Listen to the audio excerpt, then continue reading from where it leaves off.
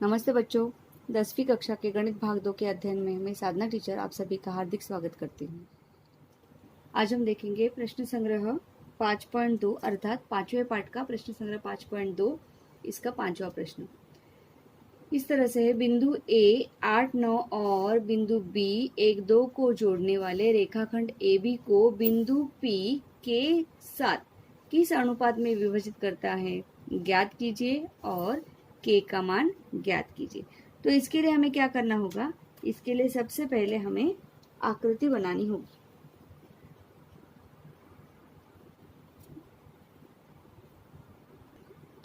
तो चलिए आकृति बनाते हैं। यहाँ पे बिंदु ए और बिंदु बी को जोड़ने वाला रेखाखंड है।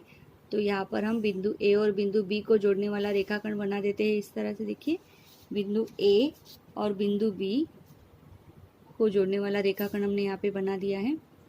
बिंदु ए और बिंदु बी, बिंदु ए के निर्देशांक होंगे x1 तथा y1 और बिंदु बी के निर्देशांक होंगे x2 तथा y2।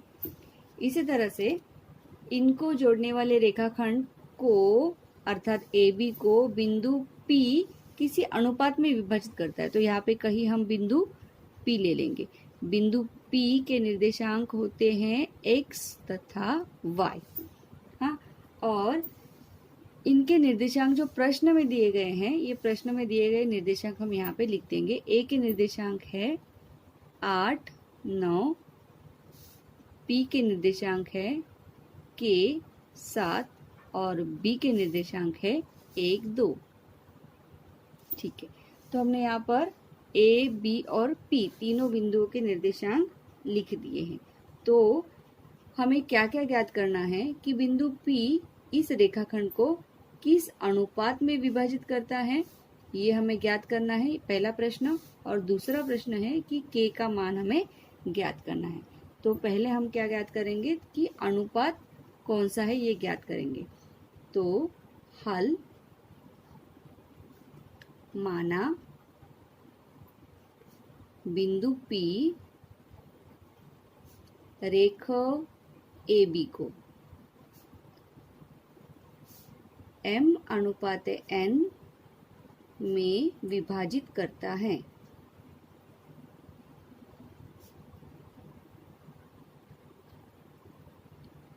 ओके, तो माना बिंदु P रेखा ए बी को m अनुपात n में इस अनुपात में विभाजित करता है, इसलिए रेखाखंड के विभाजन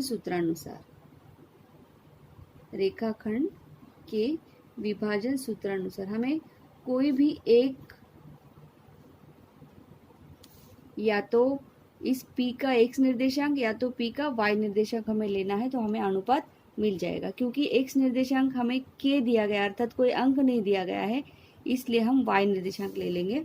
y बराबर m y2 plus n y1 बटे m प्लस n। ठीक है, तो यह सूत्र है रेखाखंड के विभाजन का। तो इस रेखाखंड के विभाजन सूत्र में हम मान प्रस्तापित करेंगे। तो चलिए मान प्रस्तापित करते हैं। y का मान देखिए यहाँ पर कितना है, 7 बराबर m का और n का मान हमें नहीं ज्ञात है, तो m गुणे y2 का मान यहाँ से लिख लीजिए 2 प्लस n गुणे y1 का मान है 9 बटे m प्लस n। ठीक है, बराबर। अब m प्लस n जो यहाँ पे हर में है, इसका पक्षांतर इस पक्ष में कर दीजिए, तो क्या मिलेगा हमें, 7 गुणे अर्थात कोष्टक में m प्लस n और m गुणे 2 कितना हुआ, 2m प्लस n गुणे 9 कितना हुआ, 9n। इसी तरह से इस पक्ष में भी गुणा कर दीजिए, 7 गुणे m 7m प्लस 7n बराबर 2m प्लस 9n। अब यहाँ पे हमें सजातीय पदों को एक ही पक्ष में लाना है, अर्थात दाएं पक्ष में और बाएं पक्ष में। तो सजातीय पद यानी कि m वाले पद एक पक्ष में और n वाले पद एक पक्ष में। तो ये 2m जो है इस पक्ष में जाएगा, 7m माइनस 2m बराबर 9n माइनस 7n। देखिए यहाँ पर इस 2m का हमने इस पक्ष में पक्षांतरित किया है और इस 7n को इस पक्ष में। तो 7 में से 2 घटा दिया जाए तो 5m बराबर 9 में से 7 घटा दिया जाए तो 2n। ठीक है, अब यहाँ पर इस 5 और 2 का भी पक्षांतर कर देंगे, तिर्यक गुणा जैसे हम करते हैं वैसा। n जो है यहाँ पे इस पक्ष में हर में चला जाएगा और 5 जो है इस पक्ष में हर में चला जाएगा। देखिए 5 जो है इस पक्ष में चला गया, n जो है इस पक्ष में चला गया, m अनुपात n हमें मिला यहाँ पे 2 अनुपात 5। तो अनुपात यहाँ पे लिख लीजिए, क्या अनुपात मिला है हमें, m अनुपात n बराबर 2 अनुपात 5 हमें यहाँ पर मिल गया है। प्रश्न का एक भाग हमने यहाँ पे हल कर दिया। अभी प्रश्न का दूसरा भाग, और k का मान ज्ञात कीजिए। तो हमें इस k का मान ज्ञात करना है, तो k का मान भी हम इसी सूत्र से ज्ञात कर सकते क्योंकि हमें अभी m और n का मान मिल गया है। तो रेखाखंड के विभाजन सूत्रानुसार अब हम x ले लेंगे। x बराबर mx2 प्लस nx1 बटे m प्लस n। अब हम क्या करेंगे कि m का मान जो है 2 ले लेंगे और n का मान जो है 5 ले लेंगे। फिर से देखिए, m का मान जो है 2 ले लेंगे और n का मान जो है 5 ले लेंगे यहाँ पर।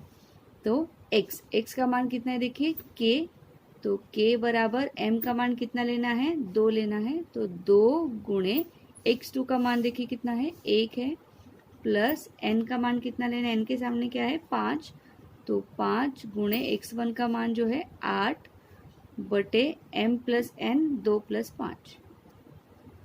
ठीक है, बराबर। अब 2 प्लस 5 कितना होता है, 7, 2 एकम 2 प्लस 5 गुणे 8 40 बराबर 2 प्लस 40 बटे 7। 2 प्लस 40 कितना होता है, 42 बटे 7। 7 से भाग लगा दीजिए, 7 छक 42 बराबर यहाँ पे कितना आया मान, 6। 7 एकम 7, 7 छक 42। तो k का मान हमें कितना मिला, 6। ठीक है, इस तरह से। तो उत्तर लिख लीजिए, उत्तर बिंदु P रेखा AB को 2 अनुपात 5 अनुपात में विभाजित करता है। ये पहला उत्तर है, विभाजित करता है। और दूसरा प्रश्न है k का मान ज्ञात कीजिए। तो k का मान बराबर 6। इस तरह से हमने ये प्रश्न हल कर दिया है। प्रश्न संग्रह 5.2 का छठवां प्रश्न, 22, 20 और 0, 16 को जोड़ने वाले रेखाखंड के मध्य बिंदु के निर्देशांक ज्ञात कीजिए। यहाँ पर भी हमें मध्य बिंदु के निर्देशांक ज्ञात करने के लिए क्या करेंगे, एक आकृति बनाएंगे। देखिए यहाँ पे आकृति हमने बना ली है। हाँ, यहाँ पर पहला बिंदु और दूसरा बिंदु तथा मध्य बिंदु किसी को भी नाम नहीं दिया है। तो मान लीजिए, माना वह रेखाखंड PQ तथा मध्य बिंदु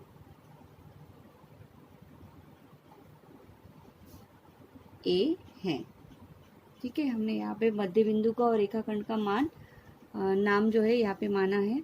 तो रेखाखंड का नाम है, हमने जो माना हुआ है PQ है, और मध्य बिंदु का नाम जो है A है। तो पहले बिंदु के निर्देशांक x1, y1, अंत्य बिंदु के निर्देशांक x2, y2 और मध्य बिंदु के निर्देशांक x, y होते हैं। प्रश्न में जो है पहले बिंदु के निर्देशांक दिए गए हैं 22 और 20 और अंत्य बिंदु के निर्देशांक दिए हैं 0 और 16 हैं, और हमें मध्य बिंदु के निर्देशांक ज्ञात करने हैं। मध्य बिंदु के निर्देशांक ज्ञात करने के लिए हम क्या करेंगे, मध्य बिंदु का सूत्र उपयोग में लाएंगे। तो मध्य बिंदु के सूत्रानुसार मध्य बिंदु का सूत्र है x बराबर x1 प्लस x2 बटे 2 और y बराबर y1 प्लस y2 बटे 2। तो x बराबर x1 प्लस x2, x1 का मान देखिए क्या है 22 प्लस x2 का मान है 0 बटे 2। 22 प्लस 0 22 बटे 2 बराबर 11। तो x का मान हमें 11 मिला यहाँ पर। और y1 प्लस y2, y1 का मान है देखिए यहाँ पर 20 प्लस y2 का मान है 16 बटे 2। तो यहाँ पे देखिए 36 बटे 2, 0 6 6 और 2 1 3, 36 बटे 2 तो 18। तो y का मान आया 18। तो इस तरह से इसका उत्तर हमने ज्ञात कर दिया है। मध्य बिंदु के निर्देशांक हमें ज्ञात करने थे। मध्य बिंदु के निर्देशांक 11,18 है। इस तरह से हमने छठा प्रश्न भी हल कर दिया है। जिस तरह से हमने अभी छठा प्रश्न हल किया उसी तरह से चौथा प्रश्न है जो मैंने पहले से हल करके रखा है। देखिए यहाँ पर रेखाखंड AB यह वृत्त का व्यास है जिसका केंद्र बिंदु P है। A बिंदु के निर्देशांक 2, -3 और P बिंदु के निर्देशांक -2, 0 हो तो B बिंदु के निर्देशांक ज्ञात कीजिए। देखिए रेखाखंड AB यह वृत्त का व्यास है, तो यहाँ पे हमने आकृति बना दी है। AB यह रेखाखंड जो है वृत्त का व्यास है। तो रेखाखंड AB जो है इसके आरंभ बिंदु A के निर्देशांक x1 y1, B बिंदु के निर्देशांक x2 y2 और P जो है क्या है केंद्र बिंदु है। केंद्र बिंदु हमेशा व्यास का मध्य बिंदु होता है, तो P यह मध्य बिंदु हुआ। मध्य बिंदु के निर्देशांक हमेशा x और y होते हैं। फिर इसके बाद प्रश्न में A के निर्देशांक 2, -3, मध्य बिंदु P के निर्देशांक -2, 0 जो दिए गए हैं वो हमने यहाँ पे लिख दिए और B के निर्देशांक हमें ज्ञात करने हैं। तो मध्य बिंदु के सूत्रानुसार x बराबर x1 प्लस x2 बटे 2। x1 और x2 के मान यहाँ से हम ले लेंगे। x1 का मान है 2, देखिए x1 का मान है 2, x2 का मान हमें नहीं दिया है बटे 2 बराबर x अर्थात मध्य बिंदु का मान -2 है, यहाँ पे लिख लिया। -2 और यह 2 इनका गुणा हो जाएगा, 2 दूनी 4, -4 बराबर 2 प्लस x2। फिर ये जो 4 है इस 4 के पक्ष में यहाँ से 2 पक्षांतरित होगा, -4 -2 बराबर x2। दोनों को माइनस चिन्ह है, योग होगा -6 बराबर x2। x2 का मान हमें -6 मिला। इसी तरह से y बराबर y1 प्लस y2 बटे 2। y का मान यहाँ से ले लीजिए 0 बराबर y1 का मान है -3 प्लस y2 का मान हमें नहीं दिया गया है बटे 2। इस 2 का पक्षांतर करेंगे, 2 गुणे 0 हो जाएगा 0 बराबर -3 प्लस y2। तो इसके बाद -3 या इस बाएं पक्ष में 0 है, -3 का पक्षांतर कीजिए जो हो जाएगा 3 बराबर y2। सीधा लिख लीजिए y2 बराबर 3। तो बिंदु B के निर्देशांक यहाँ पे -6 और 3 मिल गए हैं। ये वीडियो देखने के लिए आप सभी का बहुत बहुत धन्यवाद।